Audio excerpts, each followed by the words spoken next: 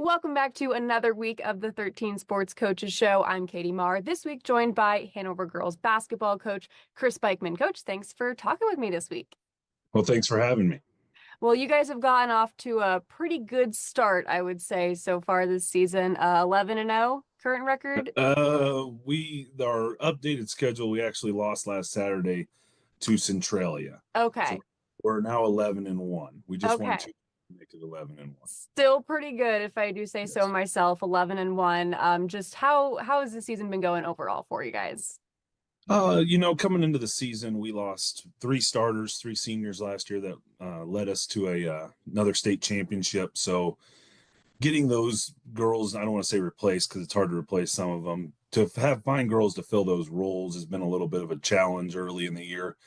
I felt that we had it figured out going into our league tournament, which is one of the toughest around, and we ran into a very talented and very well coached Centralia team that knew our strengths and knew our weaknesses, and really it was an eye-opening experience, I should say, for our girls. We still have a lot of work to do, and what's nice about the way our schedule turns out is we still have about 10 to 9 to 10 games left to figure some of our problems out.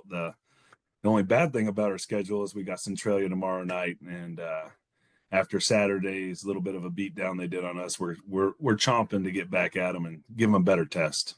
Yeah, nothing quite like a revenge game, I think, to motivate players. While on the topic of midseason tournaments, how much do you think those are really beneficial when it comes to preparing these kids for what, say, the state tournament might be like? For us, as a 1A Division II school, smallest division in our state, it actually helps us out tremendously to know what we have to get better at in that final stretch before it does become, win or go home. Our league's always been tough. Centralia, of course, they haven't won one in a while, but Frankfurt last year, and then of course Coach Ebert getting Coach of the Year and National Coach of the Year. Donphan West 2 years ago winning it. Valley Heights getting top four last 2 years in 2A. It helps us with the competition level, knowing that if you can compete in our league and be in the top 3, 4 in our league, that you're going to have some success later in the season. And it's translated the last couple of years. So I keep preaching that, even though we did run into a buzzsaw last Saturday and we weren't quite ready for it, that if we get better and better, which we'll see Friday if we took the right steps, but if we keep getting better, at the end of the year, we'll have some success. Yeah. How beneficial is it, do you think, for young players in high school to kind of get hit with a little bit of adversity sometimes and see, not everything's going to be an undefeated season and it's all about how you get back up? Yeah, it's huge. We've had 3 games this year that's come down to the last possession. So having those games, even though our record's good, winning them is always the best. You don't want to lose those close ones because then you just you beat yourself up. But winning them close and going through that adversity and always having something to look back on and say, well, we're not always perfect. We have things to work on. Always is beneficial as a coach. You can always harp on them on things like that. But our girls kind of understand it too, that we want to develop right now. We want to keep getting better because we want to play our best ball late February, early March. Yeah. And I mean, the last 2 years, you guys obviously win, state championships, go back to back.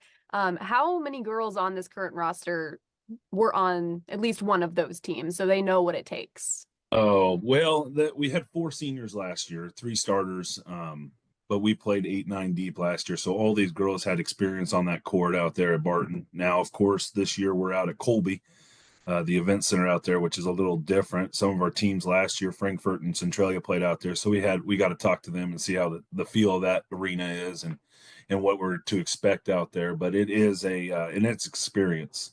And that's one thing I want to big shout out to Keisha this year. They kind of changed the setup and how sub-states are ran. So now we have more chances for TVL schools to get out there and experience that, which is only going to drive our competitive level up even more. Yeah. What exactly did Keisha do to kind of change that format? Because I know the Twin Valley League is obviously one of the best in the smaller division. And we've been harping on it for a while. 4A, 5A, 6A, they seeded out all teams and they don't worry about travel, which, I mean, there's less schools. So when you get to our division, we have more schools. They kind of kept it regional based. Well, if you keep it regional based, like the last 3 years, we knew exactly we played Lynn, we're going to play Axtell to get to state. And so from this point on, I would actually start stockpiling films on those teams to kind of watch them and see how they do the whole year.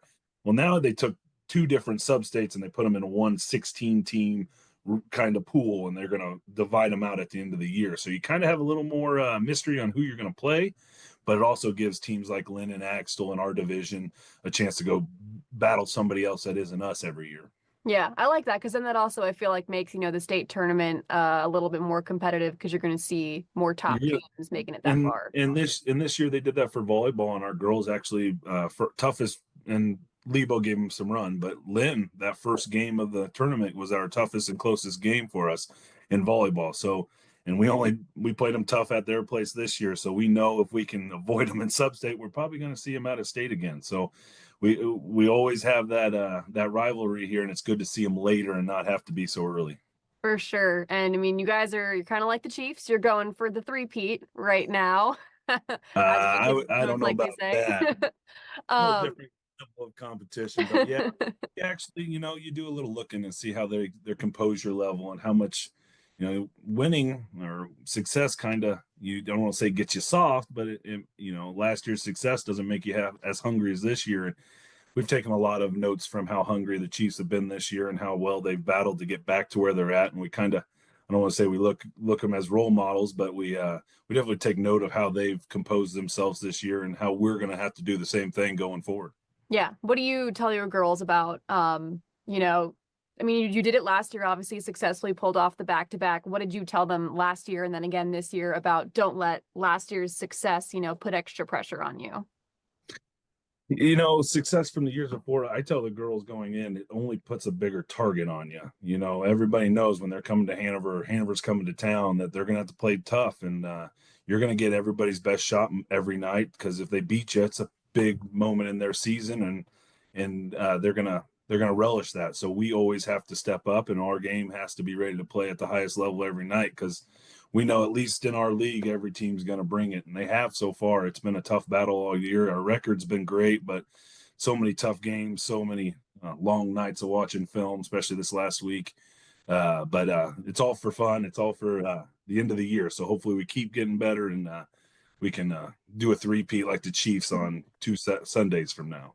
Yeah. And who on this team, if you had to tell the people at home, to watch out for that have really stepped up, both maybe as stars on the court, but also just leaders, on the sideline?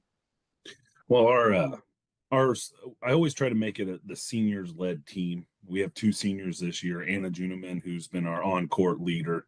Uh, she's over 1,000 points scoring. She's going to go play at Kansas Wesleyan next year. She's the athlete that's going to get on the cover page for us. But the one that does all the dirty work and behind the scenes is our other senior, Hannah. She doesn't start for us, but she comes in quick off the bench. She's not going to go flash and score 30, but she's going to go down there and get 5, 6 rebounds when other girls are tired, and she might get a couple baskets. And she's a great shooter when I get her to shoot. Sometimes we have that problem of looking for other people, but Hannah's been great. We've had some sophomores step into the starting lineup and do well, but it's building on itself. We want this not to be just a couple led teams. We want all 15 girls to buy in and really every year special. You don't, oh, I'm a freshman, I got 4 more years of this. You don't have many opportunities with this exact team, so relishing or staying in the moment with every game and taking it game by game really helps too. Don't look too far ahead, always focus on the next task, keeps everybody grounded a little bit, and we hope every girl is having fun and proud of what they come up with at the end of the year.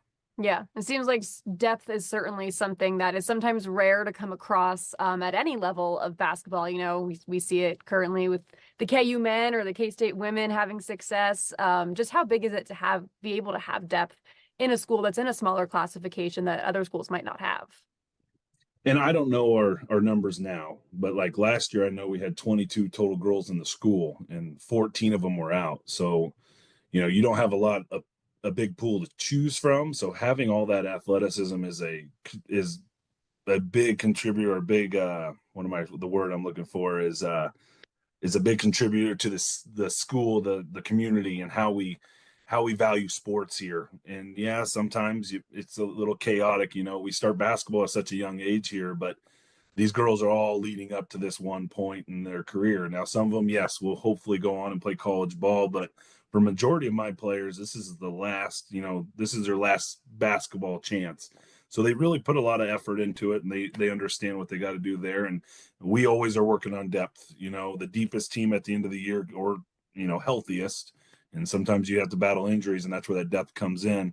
Usually can at the end of the year be in the big games like we have been, and we've been, knock on wood, very lucky with injuries the last couple years, not having too many sustained ones, but it's depth. I mean, we've had different lineups every year. I think last year we had 2 different starting lineups in the playoffs due to injury.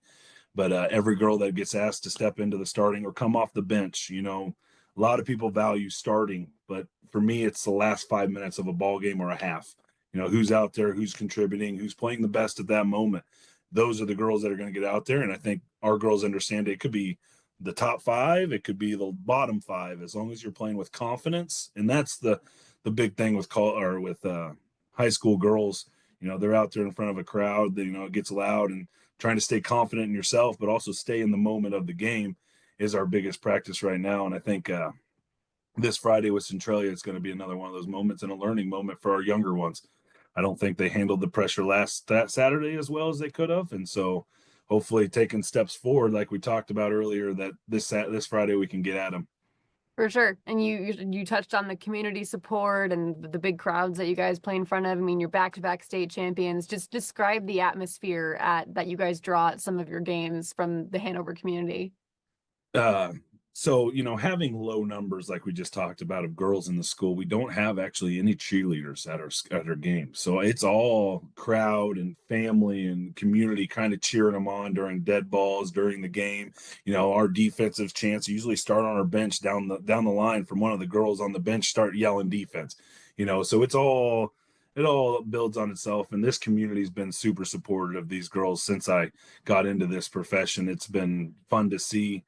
Not only the parents of these girls, but, we have people who have zero ties to the game that are there 15 minutes before even we're on the court, getting their seats so they can watch us, which is special in a small town to have that many people compassionate and into your sport. Because when I first took over, Hanover was a boys sports town. So when we kind of got that girls team rolling, and now the volleyball program's taken off, it's kind of fun to see everybody kind of get behind our girls. I'm not saying they're not taking behind the boys. We still do that, but to get behind our girls and really push them to see what they can actually do. Yeah, absolutely love the equality that you guys got going there. That's awesome to see. When it comes to the rest of the season and then going into the postseason, what is it that you want to see your team improve on the most that you think is going to get you to that three-peat? We're young, so turnovers. Last Saturday we had over 24 turnovers, and I let the girls on the bench do the stats. I usually go after them and kind of correct them, but that was during the game. We had 24 that we marked down, so I'm guessing we were closer to that 30 mark. So if we can eliminate our turnovers going forward, we'll be in every game. And if we can get value shots, our athleticism usually helps us get offensive rebounds and putbacks. So eliminating turnovers and getting good looks. And then the last thing would be is keep playing together. Once in a while we get into the habit of playing, a little one-on-one or, 2-on-2, which some of the times we'll ask for that, but we got to have all 5 girls contributing and being ready to contribute is the main thing. Absolutely. And final question, I'm assuming you've never had a three-peat happen to you in your time as a coach. What would it mean to you to accomplish that with your girls? I'd be proud of these girls. I mean, for me, I try to deflect all yes, I'm here, but it's the girls out there putting it on the court. For them to put so much hard work in and effort, they went to back volleyball, or maybe it's 4 straight volleyballs, and Lebo got them the last 2 years. So I saw how much effort and time they put in this year to beat Lebo in that state tournament. And I know that if we can get to that point, there's going to be teams trying to put that same amount of effort in. So I know if we can get to that 3-peat, that it's going to be well earned and well deserved. So I'll be proud of our girls at that point. And if we can get that third one, it'd be pretty special. There's been, I think, 3 other times in the school's history where either boys have won back-to-back or girls, because in 2017-18 we were close, but then in 2019 we ran into a team of Central Plains and Emily Ryan that kind of ended our little run there. So, we hope to run into some good teams here, but maybe not that caliber of team, so we can keep this three-peat running. But we're looking forward to the challenge. That's the thing. Our girls are too. They know what's ahead of them and what we have to do. It's just, can we do it in the big moment?